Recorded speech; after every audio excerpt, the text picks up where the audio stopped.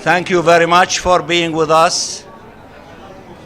It is a historic day today, where for the first time after almost 6 months, the Security Council adopted a resolution calling for an immediate ceasefire. And we in the Arab group, from the first day of this aggression, were united around 3 objectives. The first objective was an immediate ceasefire to stop the aggression against our people. Today is a significant step in that direction.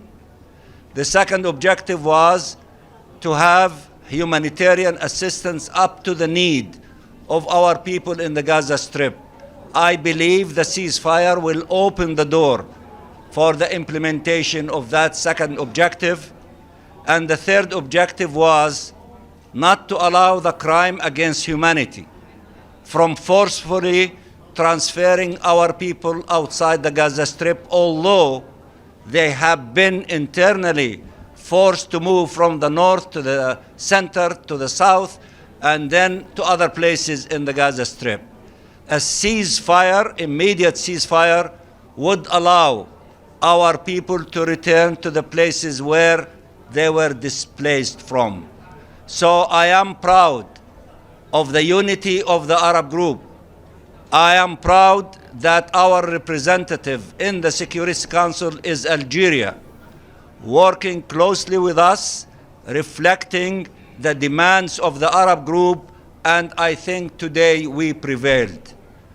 Those who say that the Security Council is not enforceable or not mandatory, give us a break. We go to the General Assembly, they say it is not enforced or binding. We come to the Security Council, they tell us it's not binding. We do not buy that. Security Council resolutions are binding. And if Israel is not going to implement it, then it is the duty of the Security Council to use Chapter 7 to take measures and punitive measures in order to make them obey the resolution of the Security Council. We are not done. We salute our people in Gaza and in all of Palestine. All of our people, all of their leaders, we are one as Palestinians. We survived this ordeal. We will rebuild Gaza. We are very proud and resilient people. And thank you for covering our story during these 5.5 months. And we are not done. We will go back to the Security Council tomorrow. We will ask them to defend the brave Secretary General who is with us today in refugee camps of the Palestinians in Jordan. He is the one who went to Rafah twice. He is the one who met with the leaders of Egypt, of Jordan, of Palestine, of all the Arabs, calling for a humanitarian ceasefire from early after the aggression. And he today called from Jordan, implement the Security Council resolution that was adopted just a few minutes ago. We salute him. We will defend him.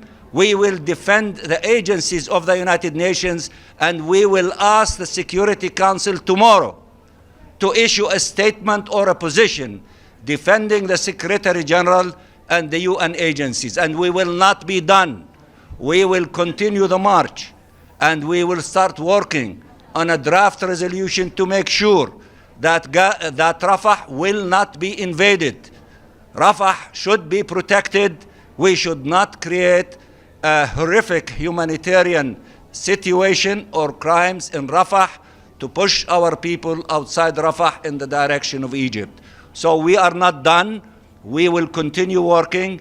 The unity of the Arab group is playing a tremendous role in the unity in the Security Council, especially among the 10, and we will continue working and we will keep you informed. Talal, you are first, number one. Thank you so much.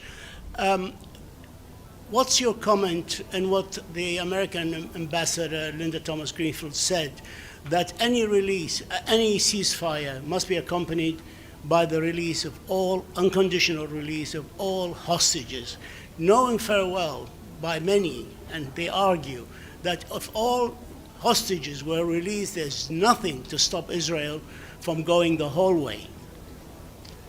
Well, Israel has to abide by its obligation and the charter, and it has to immediately stop the fighting. This is what the resolution called, immediate ceasefire.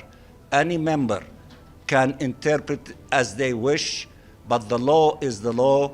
The language of the resolution is crystal clear, an immediate ceasefire. Therefore, an immediate ceasefire has to be put in place. But the resolution also calls for unconditional, immediate release of hostages.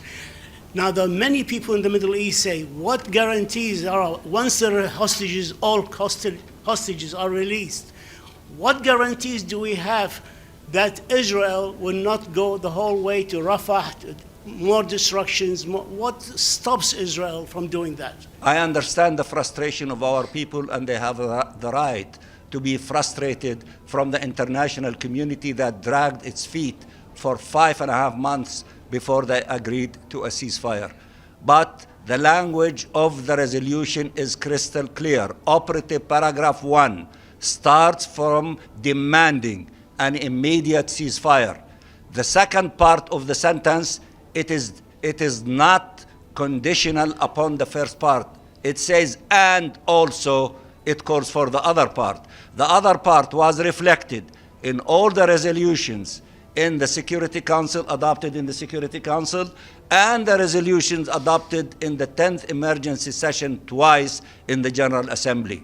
All of us are saying immediate ceasefire, and in fact, our brothers and sisters, Egypt, Qatar, are negotiating with the United States and others, and negotiating and mediating with our brothers, Hamas, the release of the hostages and exchange of prisoners. So that principle is not being rejected by all of us, provided that there is a release of the Palestinian detainees, especially those who are serving life sentence. And I think that that will happen, and we hope that it happens very soon. And we are behind Egypt and Qatar, who are playing a very important role in the mediation and the negotiation in order to have a deal. So that is not something that is rejected by the Arabs or by those who are negotiating this agreement on that deal. You asked a lot of questions before, but if there's a woman before you that wants to ask a question, would have right? I don't see anyone. Okay, thank you, Ambassador. You're the last one. Thank you. Anari Satima from Al Jazeera English. During the meeting, Prime Minister Netanyahu indicated that he was going to cancel a visit to D.C. in reaction to the Security Council adoption.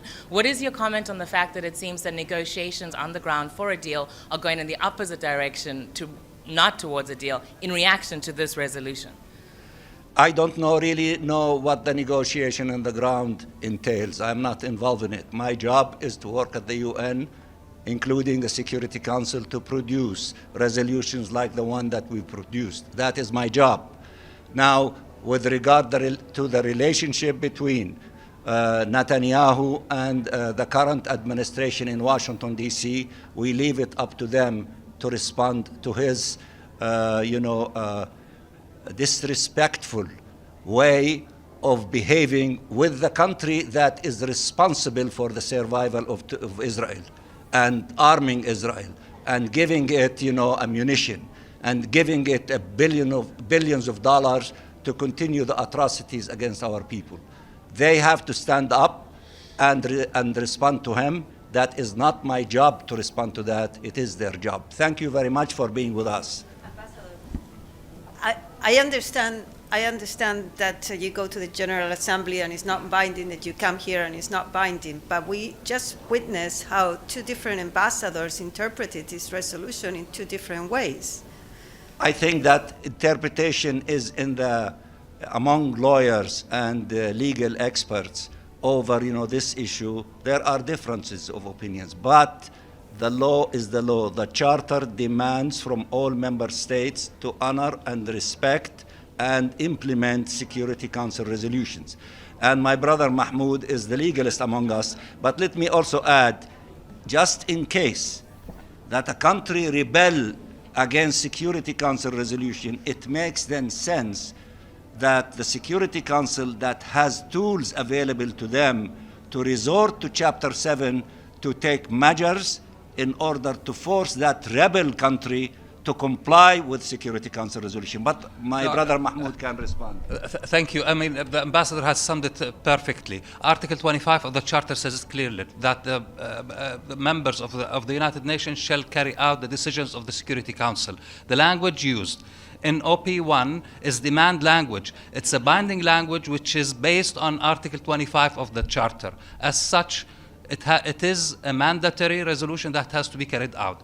If you're talking about Chapter 7, when you use Chapter 7, it is for enforceable measure. If a country violates international law in a manner that threatens international peace and security, you can use force or impose sanctions. This is what Chapter 7 is about.